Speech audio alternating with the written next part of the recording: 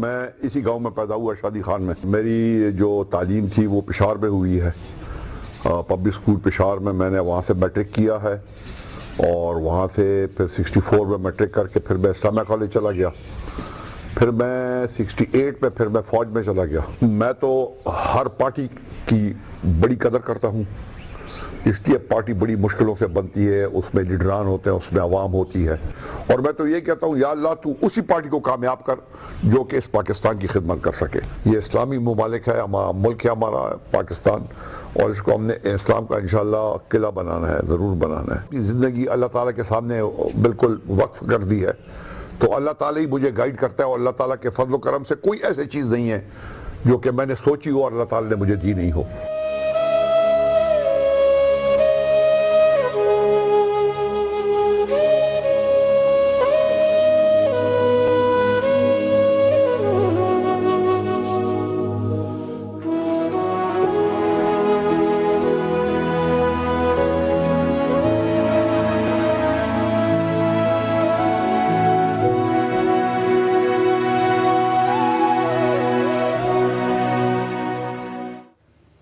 السلام علیکم ناظرین، اختلافی نوٹ میں مہرین سبتین ڈاکٹر بابر اعوان آپ کو خوش آمدید کہتے ہیں۔ انتہائی افسوسناک واقعے کے ساتھ آج کے پروگرام کا ہم آغاز کریں گے۔ دہشت گردی کی ایک واردات اٹک میں، جہاں پنجاب کے وزیر داخلہ نشانہ بنے، اس پر ہم آج بات کریں گے۔ وزیر داخلہ بلٹ پروف گاڑی سے محروم کیوں رہے، یہ ہمارا آج کا سوال ہے۔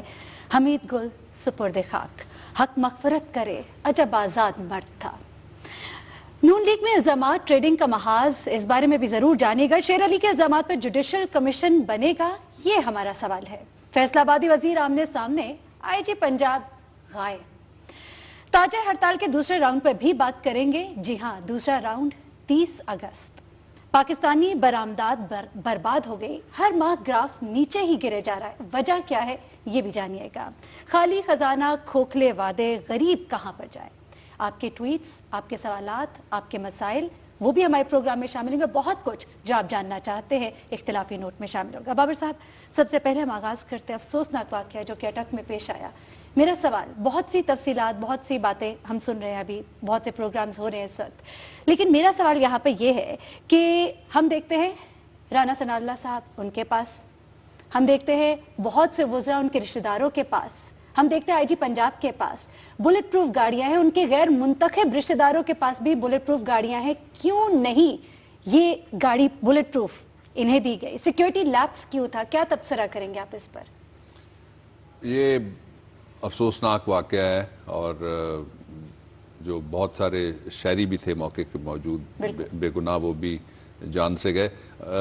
آپ کا جو سوال ہے، میں I am not a security expert, اس لیے میں سیکیورٹی اینگل سے کوئی بات نہیں کہہ سکتا کہ کس طرح کا سیکیورٹی لیپس ہے اور کیا تھا، لیکن جو وہاں آج گفتگو ہوئی ہے اس کی طرف میں ضرور جاؤں گا۔ جو آئی جی کی گفتگو ہے وہ لمحہ فکریہ ہے پنجاب کے لوگوں کے لیے بھی، اور پورے پاکستان کے جو انتظامی سربراہان ہیں ان کے لیے۔ لیکن اس سے پہلے ایک بات میں یہ کلیئر کر دیتا ہوں کہ صرف آئی جی کے پاس نہیں ہے، بہت سارے آئی جی کے نیچے کے عہدے کے بھی لوگ ہیں جن کے پاس بلٹ پروف گاڑیاں موجود ہیں، چار پولیس ڈالے بھی ہیں۔ اور دوسرا یہ ہے کہ وزیر داخلہ پنجاب والے واقعے کے بعد پنجاب کے لوگوں کو ایک بات پہ کلیئر ہو جانا چاہیے، اور ہو گئے ہیں آج، کہ صرف پنجاب میں ایک خاندان ہے جس کا حق سیکیورٹی ہے، اور جس کے لیے ساری پولیس ہے، اور جس کے لیے سارے انتظامات ہیں۔ باقی اللہ کے آسرے کے اوپر ہے پورا ملک ویسے، اور جو باقی لوگ ہیں وہ بھی اللہ کے آسرے کے اوپر ہیں، جو اس طرح کے جن کی ذمہ داریاں ہیں۔ اب اس کے بعد دوسری بات یہ ہے کہ یہ وہ صوبہ ہے جس میں دنیا کی بڑی پولیس فورسز میں سے 2.25 لاکھ کے قریب پولیس فورس ہے، اور جہاں پہ 2.25 لاکھ کے قریب پولیس فورس ہو، اور تقریباً ان کا اربوں میں بجٹ ہے، جو ایگزیکٹ فگرز ہیں وہ بھی ہم لے کے آئیں گے۔ تیسرا، اس کے بعد جو سب سے بڑی بات ہے وہ بات یہ ہے کہ ان کے پاس جو تشریف لے کے گئے اٹک میں، انہوں نے انتہائی دل آزاری والی گفتگو کی۔ اس گفتگو کے 3 حصے، ایک تو دل آزاری یہ تھی کہ وہ یہ کہنے کی کوشش کر رہے تھے کہ جس طرح مرنے والوں کا قصور ہے کہ وہ احتیاط نہیں کرتے تھے۔ یہ آئی جی کی بات جو گفتگو چلی ہے اس میں سے ایک پہلو۔ دوسرا پہلو یہ تھا کہ دیکھیں جی ہم تو بڑی جنگ لڑ رہے ہیں اور ایسا کمانڈر جو ہر واقعے کے بعد جائے اور اس واقعے کو روکنے کے لیے اس کا کوئی کردار نہ ہو, وہ کیا جنگ لڑ رہا ہے جی. تیسری بات جو سب سے امپورٹنٹ تھی وہ یہ تھی کہ ان کی گفتگو سے اس طریقے کا تاثر ملا جس طرح لوگوں کو وہ کہہ رہے ہوں کہ میرے اوپر مت رہنا, اپنا اپنا بندوبست کرو. مجھے بڑی افسوسناک یہ باتیں لگیں جو ان کا ٹینر تھا, باڈی لینگویج تھی, ان کی جو پریزنس تھی وہاں پہ, وہ اس طریقے سے اس کا تاثر گیا. اچھا ایک اور پہلو جس پہ میں بات کو ختم کرتا ہوں وہ یہ ہے کہ پاکستان میں ایک پروفیشنل, خالصتاً پروفیشنل ایسے لوگوں کو اداروں کے سربراہ بنانے کی ضرورت ہے جن کو پتہ ہو کہ خوشامد کے علاوہ, حکمرانوں کی تابعداری کے علاوہ, صبح و شام ان کی مرضی کے تھانوں میں ایس ایچ او لگانے کے علاوہ, صبح و شام ان کے ساتھ پھیرے مکمل کرنے کے علاوہ جن کو کوئی کام آتا ہو. جب تک اداروں کے سربراہ پروفیشنل, اور پروفیشنل ایسے نہیں جس طرح وہ جو ایک پروفیشنل کی ہم نے بات کی 5 لاکھ روپے اس نے تنخواہ لکھ کے بھیجی, انہوں نے کہا اس کو دے دو. پرائرٹیز گورنمنٹ کی مجھے نظر نہیں آتی جن میں سے یہ بو آتی ہو کہ پروفیشنل لوگ پروفیشنل اداروں کے سربراہ بنیں گے. صحیح. بابر صاحب بات کرتے ہیں جنرل حمید گل صاحب کی. بے وقت چلے گئے, ایک سچے کھرے پاکستانی, مجاہد, دانشور, کیا کہیں گے آپ ان کے بارے میں؟ جی میرا تو وہ ذاتی نقصان ہے. آج صبح بھی میری بات ہوئی, ان کے گھر والوں سے بھی میرا رابطہ ہے, تو وہ میرے ہی was a great family friend, اس لیے میں پرسنل نوٹ پہ یہ بات کہنا چاہتا ہوں. اور میں نے جب فون کیا تو جو ان کے سن ان لا ہیں یوسف گل صاحب, انہوں نے مجھے بتایا, اور عظما وہ ان کی جو صاحبزادی ہیں وہ ساتھ تھے. جنرل حمید گل صاحب یہ بوربن کے قریب, بوربن بھی گاؤں کا نام ہے, وہاں ایک قریب بڑا گاؤں ہے جو اس کو کہتے ہیں مری میں الیوٹ. الیوٹ میں انہوں نے اپنا گھر بنایا تھا کوئی 20-25 سال پہلے, اور اس گھر میں وہ تھے. اور شام کو وہ تقریباً 6:30 بجے نکلے اور جلدی واپس آئے, اور آ کے 7:45 بجے وہ ٹیلی ویژن کے آگے بیٹھ گئے. پھر ان کے یوسف گل کے مطابق انہوں نے اپنی بیٹی کو بلایا, یوسف گل کو بلایا, بیگم صاحبہ, باقیوں کو بلا کے, اور انہوں نے کھانے پہ 2 ڈاکٹر بھی بلائے ہوئے تھے جو دوست تھے. ان کو بلا کے انہوں نے جو گفتگو کی وہ یہ کہا ان کو کہ آؤ مل کے دنیا نیوز لگاؤ, اختلافی نوٹ دیکھتے ہیں. یہ ان کے گھر والوں نے مجھے بتایا. اچھا اس کے بعد پھر انہوں نے بیٹی کو یہ کہا کہ بیٹا مجھے سر میں ٹیسیں اٹھ رہی ہیں عظما کو. تو یہ آخری بات تھی جو انہوں نے کی. اس کے بعد وہ بول نہیں سکے, پھر ان کو ہاسپٹل لے جایا گیا. اچھا بابر صاحب, ہمارے پاس کچھ تصویری جھلکیاں ہیں ان کی زندگی سے متعلق, وہ ہم اپنے ناظرین کو دکھانا چاہتے ہیں. یہ ناظرین ضرور دیکھیے گا.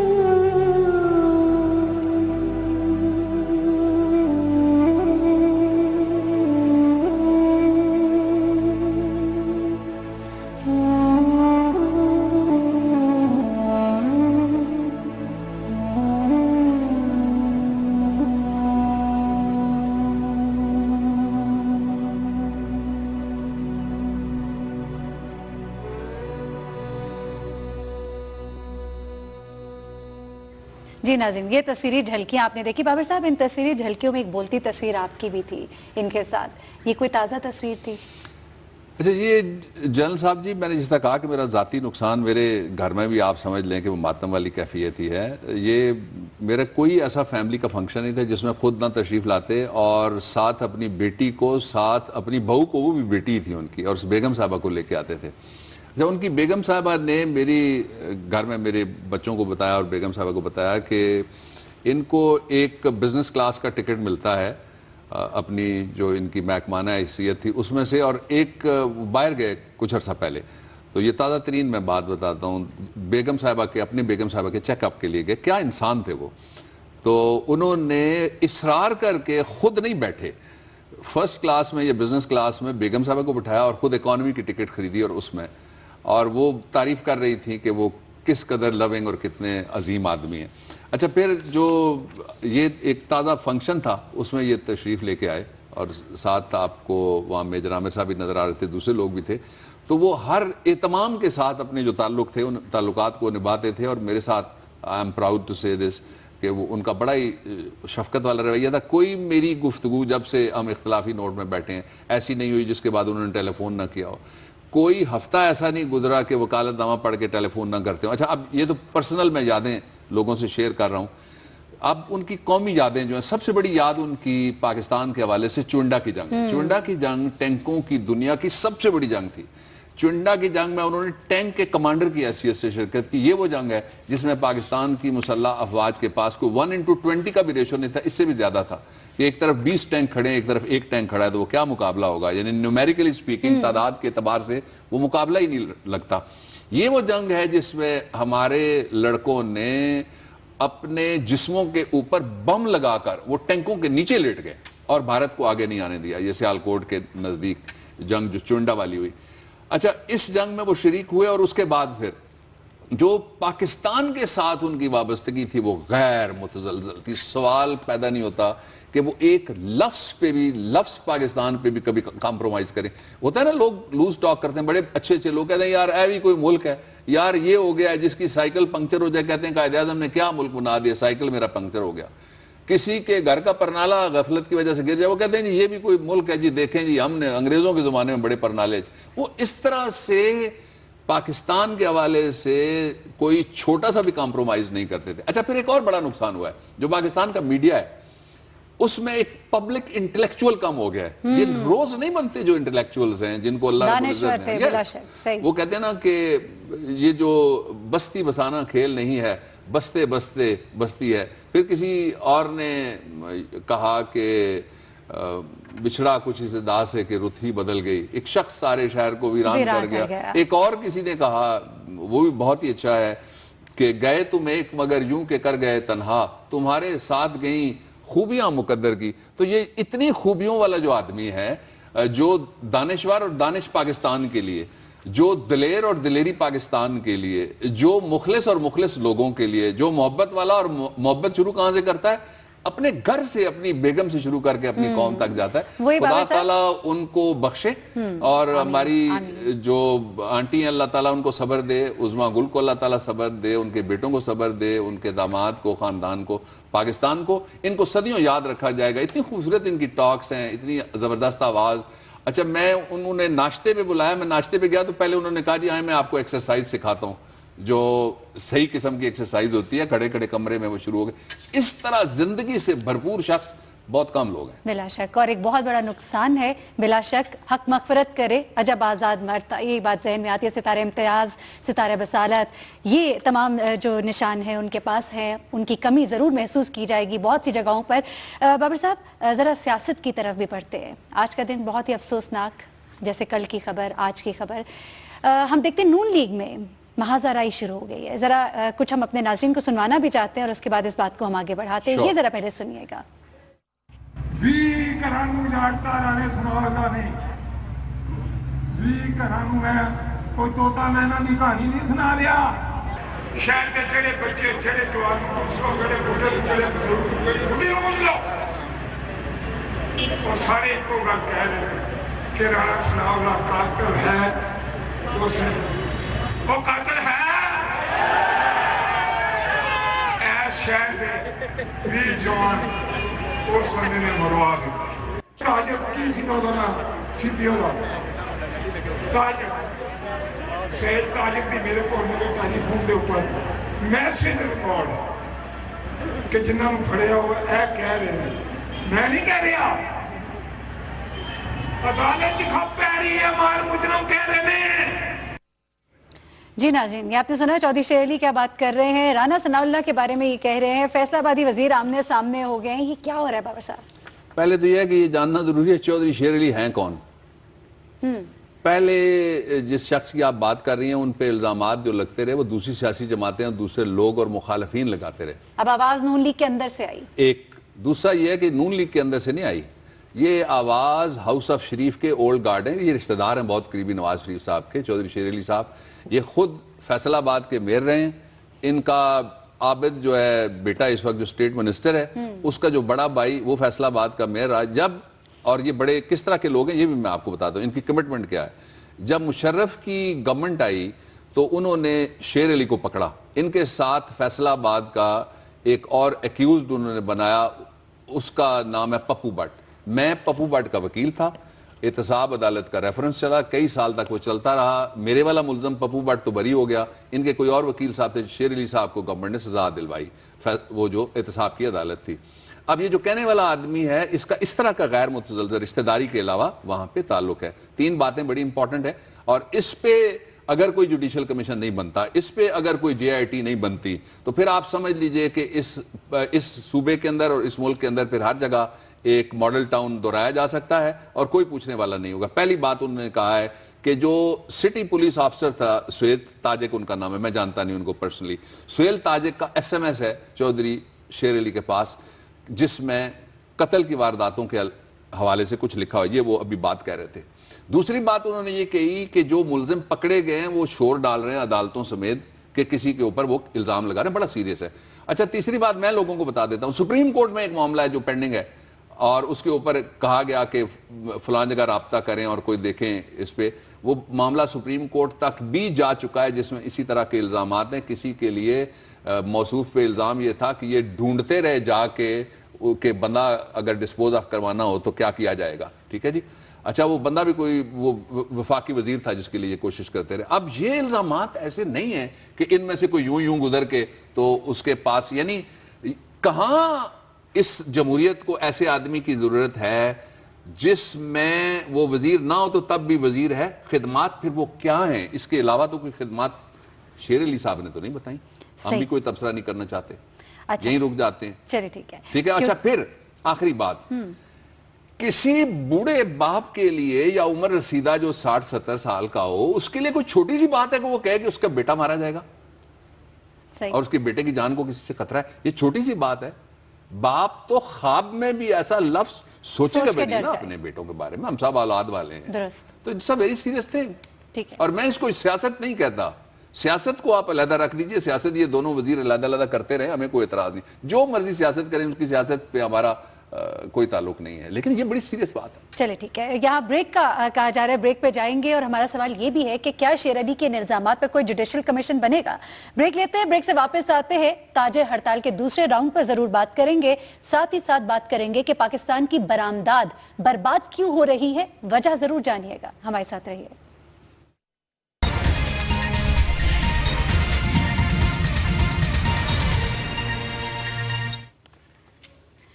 ویلکم بیک ناظرین. ود ہولڈنگ ٹیکس پر تاجر ہڑتال کرنے جا رہے ہیں ایک بار پھر سے. بابر صاحب, اس دوسری قسط پر آپ کیا کہیں گے, ایسا کیا مختلف ہوگا, کیونکہ پہلے تو تقسیم ہو گئے تھے تاجر. دیکھیں 3-4 چیزیں مختلف ہو گئی. پہلے تو تاجروں کو تقسیم کرنے کے لیے بڑی محنت کی گئی تھی.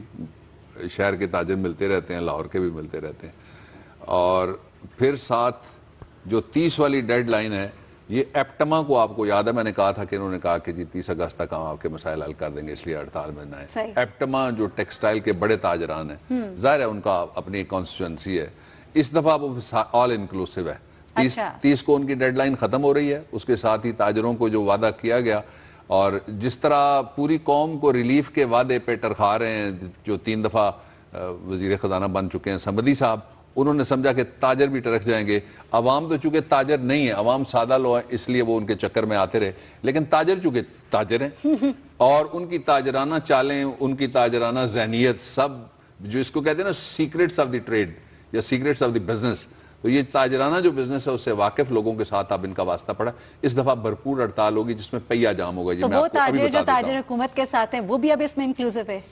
وہ تاجر جو حکومت کے ساتھ ہیں اس وقت وہ اکیلے رہ گئے ہیں، اس لیے کہ 10-15 ہی ہیں جو حکومت کے اندر ہیں، تاجر وہ ایک طرف ہیں، جو باہر کھڑے ہیں ان کو تو ظاہر ہے مار پڑ رہی ہے نا جی، ان کو مار اس طریقے سے پڑ رہی ہے کہ جس کا کوئی تصور ہی نہیں کیا جا سکتا. بینکنگ انڈسٹری کو مار پڑ رہی ہے، جو کسٹمر ہے اس کو مار پڑ رہی ہے، سب سے زیادہ تو پاکستان کی اکانومی کو مار پڑ رہی ہے نا، جس کو فائدہ ہے صرف اس کو جو ہنڈی کا کاروبار کرتا ہے، جو بینک چینلز کے بغیر جو ریکگنائزڈ تسلیم شدہ فائنینشیل ذرائع ہیں ان کے علاوہ جو کاروبار کرتے ہیں نا، جس طرح سودی کاروبار ہو گیا، اسی طرح کا ہنڈی کا کاروبار ہو گیا، ان کو فائدہ ہوا ہے نا. لیکن یہ جو ود ہولڈنگ ٹیکس ہے اس کا اکانومی پر اس وقت کیا اثر پڑا ہے؟ 3 اثرات پڑے ہیں جی اکانومی پہ. سب سے پہلا اثر یہ پڑا ہے کہ پاکستان میں پہلی دفعہ لوگوں نے اتنے بڑے پیمانے کے اوپر چٹ بینکنگ جس کو کہا جا سکتا ہے، پرچی بینکنگ ہے، چٹ بینکنگ ہے، اس کے اوپر وہ کر رہے ہیں کام. اچھا، دوسرا نقصان یہ ہوا کہ پاکستان میں لوگوں کا اعتبار بینکنگ چینل کے اوپر ختم ہو گیا. اب جس طرح کی حرکتیں کی نا اسحاق ڈار صاحب نے، اسحاق ڈار صاحب کو 2 کام کرنے چاہیے تھے. آج بھی میں کہہ دیتا ہوں، ہم تو چاہتے ہیں کہ پاکستان کی اصلاح ہو، پاکستان کے معاشی نظام کی اصلاح ہو، اس لیے ہم یہ بات کرتے ہیں. پہلا کام یہ کریں، آج کے بعد پاکستان کے لوگوں کو سچ بتانا شروع کر دیں، جھوٹ مت بولیں، اور یہ مت کہیں کہ پاکستان کی ترقی ہو گئی، اکانومی سر کے بل کھڑی ہو گئی. صاف بتائیں کہ ہم صرف قرضوں کے اوپر زندہ ہیں، صاف بتائیں کہ IMF ہمیں گلوکوز کی بوتل لگاتا ہے اس بیمار معیشت کو، اور صاف بتائیں لوگوں کو کہ پاکستان کہاں کھڑا ہے. ایک کام یہ کریں. دوسرا یہ ہے کہ میگا پروجیکٹس کی بجائے پاکستان کے لوگوں کو صحت کی سہولتیں، پینے کا صاف پانی دیں، پاکستان کے لوگوں کو چھوٹی سڑکیں بنائیں جن کی منڈی سے لے کے فارم تک یعنی کھیتوں تک سڑک بنائیں جس سے پاکستان کی معیشت میں پیسے دوڑیں. آپ دیکھیں کہ کل سے حالات ٹھیک ہونا شروع ہو جائیں گے. اب جو تیسرا اس کا نقصان ہوا، جو سب سے بڑا نقصان ہوا، وہ بینکس کو نقصان ہو رہا ہے. بینکس نے اپنے سارے پیسے نکال کے، جن کو سکوک کہتے ہیں نا، بانڈز کہتے ہیں، تو یہ جیمز بانڈ والی اکانومی پاکستان میں چل رہی ہے. یعنی اس کا بہت نقصان ہے. کاغذ جو ہے وہ کاغذ پہ لگ رہا ہے، اس لیے پاکستان کے پاس نہ اتنا گولڈ ہے، نہ پاکستان کے پاس اتنی اکانومی رہ گئی ہے. اور اس وقت جو سرکاری ادارے ہیں جن میں ادارہ شماریات بھی شامل ہے، وہ کہتے ہیں کہ سر کے بل پاکستان کی برآمدات نیچے آ رہی ہیں. اچھا، اکانومی کو شدید نقصان پہنچا، یہ جو اپنی دوسری بات کی اکانومی کو نقصان پہنچا برآمدات کی وجہ سے، اس پر بھی بات کرتے ہیں ذرا کہ یہ جو اکانومی برباد ہو رہی ہے اس وقت، یہ جو ہماری ایکسپورٹس جو ہے ہر سال ہماری کم ہو رہی ہیں، جبکہ ہمیں GSP+ جو ہے یورپی یونین سے ملا، اس کے باوجود کیا وجہ ہے؟ وہ تو GSP+ جو ملا نا جی، وہ اس وجہ سے تھا کہ انہوں نے آپ کو ایک اوپننگ دی. کسی کو آپ کہتے ہیں کہ آپ کمرے میں تشریف لے آئیے، اس کا مطلب یہ تو نہیں کہ آپ نے گھر لکھ کے دے دیا اس کو، اس کا مطلب یہ تو نہیں کہ آپ سڑک پہ کھڑے ہوں گے اور وہ مالک بن جائے گا، ایسا نہیں ہوتا. اچھا، اب اس کو انٹرپریٹ اس طریقے سے کیا گیا تھا کہ لوگوں نے سمجھا، جس طرح آپ کو یاد ہے کچھ دن پہلے یہ کہا گیا تھا کہ چنیوٹ میں ایک سونے کی اتنی بڑی ڈلی لے کے ایک ہمارے بہت بڑے لیڈر صاحب ہیں، وہ کہہ رہے تھے کہ یہ اس کے آنے کے بعد نا میں آپ کو بتا دوں کہ اس کا نام بدل دینا، سونے کی بجائے اس کا کوئی نام پتہ نہیں، پھر چاندی رکھ دینا. اب وہ کدھر گیا سونا؟ اب وہ کدھر گئے وہ سارے خواب جو پاکستان کے لوگوں کو بیوقوف بنانے کے لیے دکھائے گئے تھے؟ اب ہوا کیا ہے یہ میں آپ کو بتاتا ہوں. جو یہ انتہائی الارمنگ بات ہے، انتہائی الارمنگ بات ہے سب کے لیے. پاکستان کی برآمدات میں 17% جو کمی ہے وہ اس طرح سے کہ سال بسال 17% کمی ہو رہی ہے. یس، اس کا مطلب یہ ہوا کہ پاکستان کی برآمدات نے اپنے اوپر کمبل اوڑھ لیا ہے اور وہ چارپائی کے اوپر لیٹ گئی ہیں، جس کو بستر مرگ کہا جاتا ہے. بستر مرگ کے اوپر اکانومی انہوں نے پہنچا دی ہے. اچھا، دوسرا اس کا کیا ہوا؟ وہ یہ ہوا کہ ہر گزرتے ماہ پاکستان کی برآمدات کا ایوری منتھ یہ نیچے آ رہا ہے جی، سر جس کو کہتے ہیں نا کہ tail up and head down, یہ کیفیت ہو گئی ہے. اچھا، یہ ایسا نہیں ہے کہ کسی نے ان کو بتایا نہ ہو کہ یہ ہونے جا رہا ہے. ہم نے یہاں بتایا اختلافی نوٹ میں، ایپٹما والے جا کے ان کو بارہا ملے، انہوں نے بتانے کی بھی کوشش کی. جو federation of chambers of commerce کی جو فیڈریشن ہے پاکستان کی، انہوں نے جا کے ان کو بتانے کی کوشش کی. لیکن اسحاق ڈار صاحب جن کو اکانومی کا کوئی قطن تجربہ نہیں ہے پرسنل اکانومی کے علاوہ، یا وہ اکانومی جس میں بیٹے باپ کو دیتے ہیں قرض حسنہ، اس کے علاوہ ان کا کوئی تجربہ نہیں ہے پورے ان کے کیریئر کو. ہمارے دوست مہربان ہیں، ہم جانتے ہیں. اس کے باوجود وہ ضد لگا کے بیٹھے ہوئے کہ پاکستان کو صرف وہ درست کر سکتے ہیں. اچھا، اب وہ کہتے ہیں نا پیا ہوئے کوتوال پھر ڈر کا ایک. آپ نے دیکھا ایک آپ نے کل دکھایا بھی وزیر کیا کہتا رہا, دوسرے نے ایک دفعہ کہا استعفیٰ لے کے گھر بھیج دیا. یہ ہوتا ہے نا سگا کون ہے اور سوتیلا کون ہے, یہ ہوتا ہے نا تابعدار کون ہے اور اجنبی کون ہے. اسی طریقے سے یہ جو کہ سوتیلے نہیں ہیں, یہ اجنبی نہیں ہیں, یہ گھریلو برانڈ کے وزیر ہیں.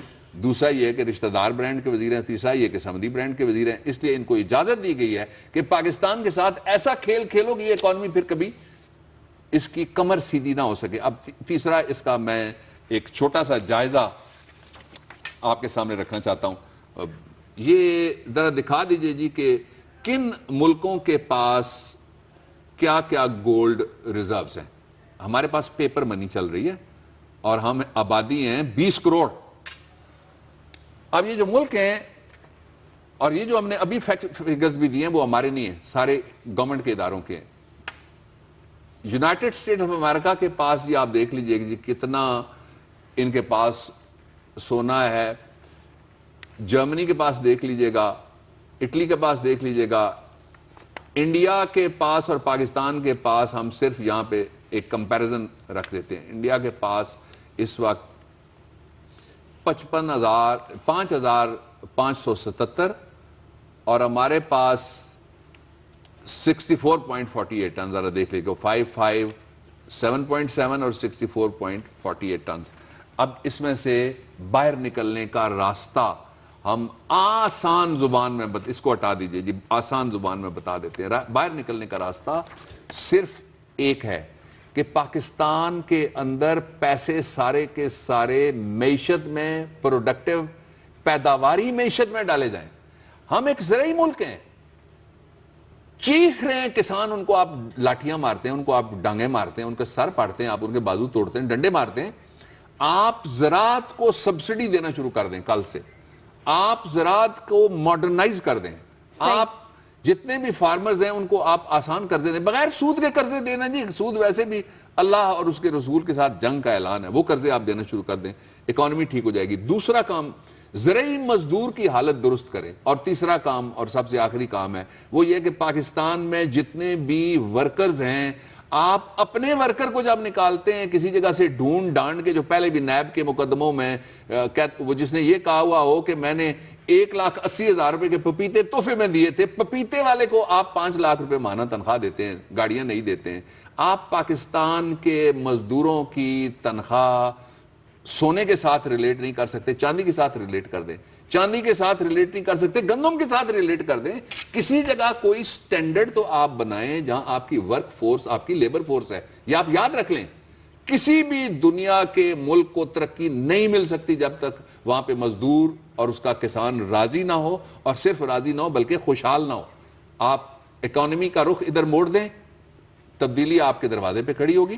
معیشت میں بھی تبدیلی آئے گی, معاشرت میں بھی تبدیلی آ جائے گی, لوگوں کے دکھ کم ہو جائیں گے, لوگوں کے درد کم ہو جائیں گے, دل درد. کیا کامنٹ کریں گے بابر صاحب اس پر کہ ہم دیکھتے ہیں کہ عالمی منڈی میں تیل جو ہے وہ اور نیچے آ گیا, ہم صحیح جگہ پر فوکس نہیں کر رہے, ہماری اکانومی جو ہے وہ متاثر ہوتی ہے, تو غلط جگہ سے ہم پیسہ نکالنے کی کوشش کرتے ہیں. اچھا جی, آج تو بلکہ ایک انگریزی معاصر نے بڑی تفصیل کے ساتھ اس کے اوپر دیا بھی ہوا ہے.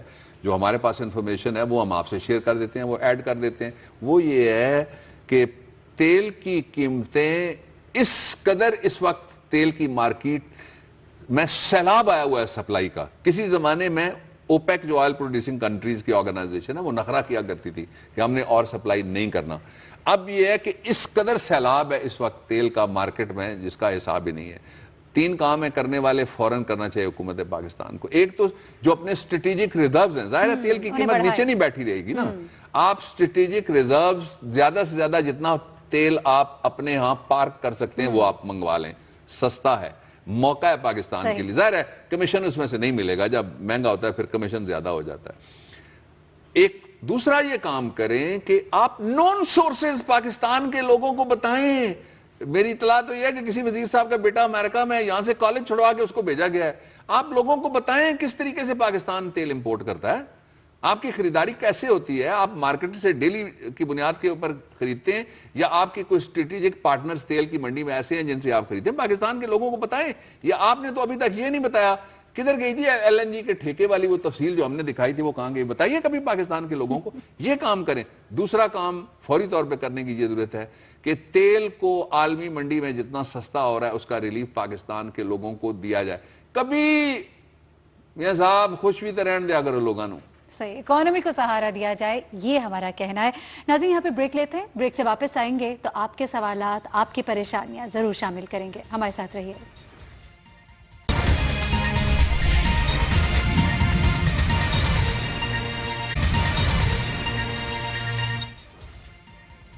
ویلکم بیک ناظرین۔ بابر صاحب بات کر لیتے ہیں ایک تبدیلی کی، اور وہ تبدیلی جو کہ سپریم کورٹ میں آ رہی ہے، کیا کہیں گے؟ جی جسٹس جواد خواجہ صاحب کل حلف اٹھائیں گے چیف جسٹس کے طور پہ۔ وزیر آباد اور گجرانوالہ ان کا علاقہ ہے، وہاں بڑی وکیلوں نے بھی بتایا کہ کوئی جشن وشن بھی ہو رہے ہیں اور خوشی بھی ہو رہی ہے۔ ظاہر ہے لوگ خوش ہوتے ہیں جب اپنے علاقے کا کوئی اس طرح کا ہو ایلیویشن۔ تو ان سے پہلے لیکن ان کے پاس دن یہ 24ویں دن ریٹائر ہو جائیں گے۔ اس سے پہلے بشیر جہانگیری صاحب تھے، وہ 25ویں دن ریٹائر ہوئے تھے۔ بشیر جہانگیری صاحب سے پہلے 3 مئی 1960 کو ایک اور جج صاحب تھے، جسٹس شہاب الدین صاحب، وہ 3 مئی کو آئے اور 12 کو 10ویں دن یعنی وہ چلے گئے۔ اس لیے جو سب سے کم چیف جسٹس پاکستان میں رہنے کا ریکارڈ ہے وہ جسٹس شہاب الدین صاحب کے پاس ہے۔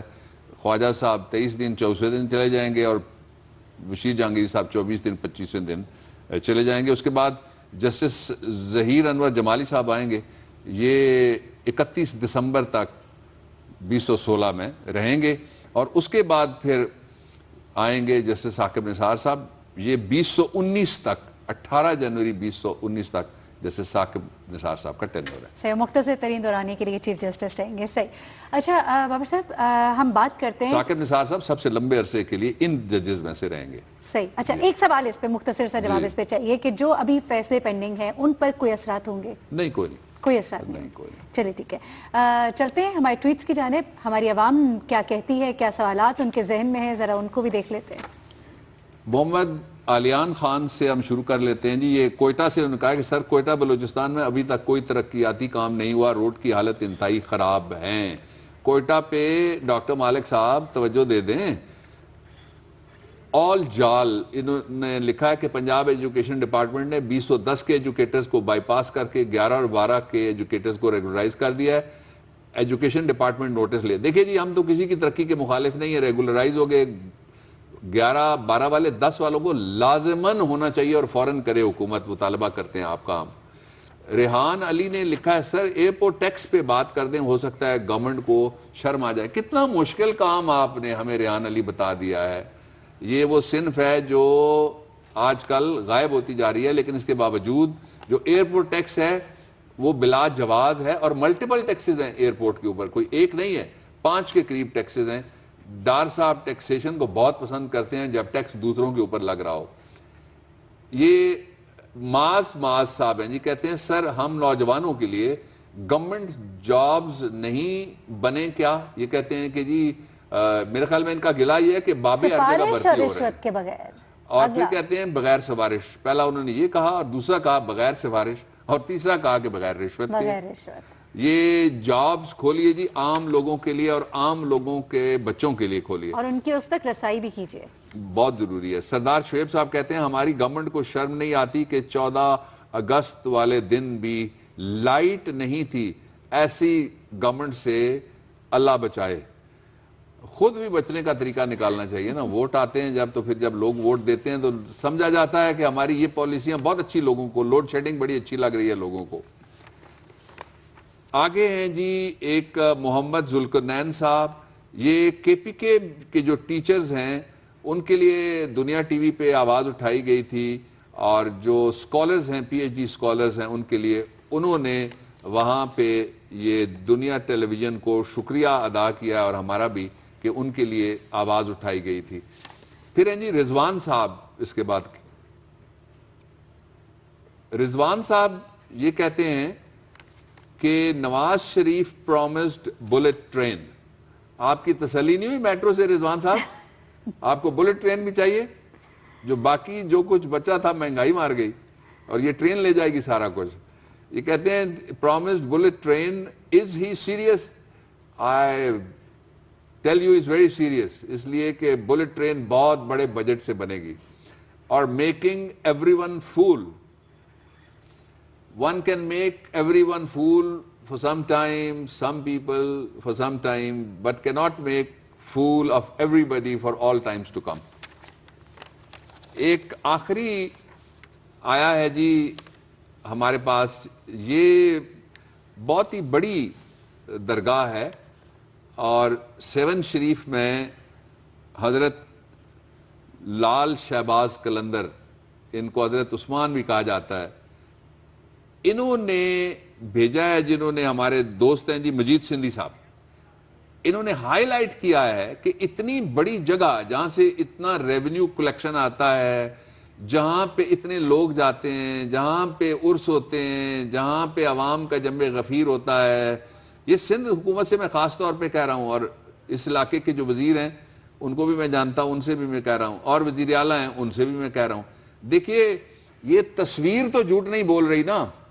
پچھلے دنوں ہم نے یہاں پہ بات کی تھی محلہ لاہوری لاڑکانہ کی، تو مجھے ایک خاتون لیڈر کا فون آیا اور انہوں نے کہا جی کہ آپ نے یہ بات کی ہے، تو ہم اس علاقے میں اس کو حالت کو ہم درست کرنے جا رہے ہیں۔ تو آپ جو محلہ لاہوری لاڑکانہ والے ہیں ان کو میں کہتا ہوں کہ اگر کام ہو گیا ہے تو ایک شکریہ کا میسج بھیج دیں، نہیں ہوا تو شکایت بھیجیں، تاکہ میں ان سے گلہ کروں کہ مجھے فون کر کے بھی آپ نے وعدہ پورا نہیں کیا۔ بالکل صحیح۔ اسی طرح سے حضرت لال شہباز قلندر رحمۃ اللہ علیہ کا جو مزار ہے 7 شریف میں، اس کی طرف توجہ کی ضرورت ہے، فوری بلکہ طور اس پہ کی خاص طور طرف پہ توجہ دیں، یہاں تو سہولتوں کی۔ بہت بڑی جسے کہتے ہیں اماؤنٹ جو ہے خاص محکمے کو دی جاتی ہے، اور اسی لیے دی جاتی ہے کہ اس کی حالت جو ہے وہ بہتر کی جائے، لیکن حالت جو ہے وہ بہتر ہوتی نظر نہیں آتی، یہ تصویر ہمیں یہ دکھاتی ہے۔ ناظرین، پروگرام کا وقت ختم ہوا ہے، انشاءاللہ اگلے ہفتے آپ سے دوبارہ ملاقات ہوگی، تب تک کے لیے مجھے ڈاکٹر بابر اعوان کو اجازت دیجیے گا۔ بابر صاحب، جاتے جاتے کیا کہیں گے آپ عوام سے؟ میرے نبی کے عشق کا عنوان، میرے نبی کے عشق کا عنوان رونے والی آنکھیں ہیں۔ ہر ایک دکھ اور درد کا درمان رونے والی آنکھیں ہیں۔ میرے اشکوں نے لکھ ڈالا ہے یہ میرے گالوں پر، میرے اشکوں نے لکھ ڈالا ہے یہ میرے گالوں پر، ان سے پیار کا عہد و پیمان رونے والی آنکھیں ہیں۔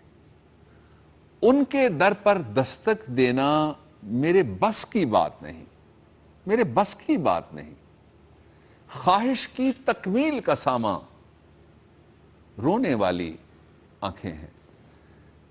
کرتا ہے پرواز میرا یہ دل خضرا کے گنبد پر، کرتا ہے پرواز میرا یہ دل خضرا کے گنبد پر، اور در اقدس پہ چسپاں رونے والی آنکھیں ہیں۔ حاضر ہوں میں در پر آقا جسم و جان کا بوجھ لیے، لیکن میرے بارے اسیاں رونے والی آنکھیں ہیں۔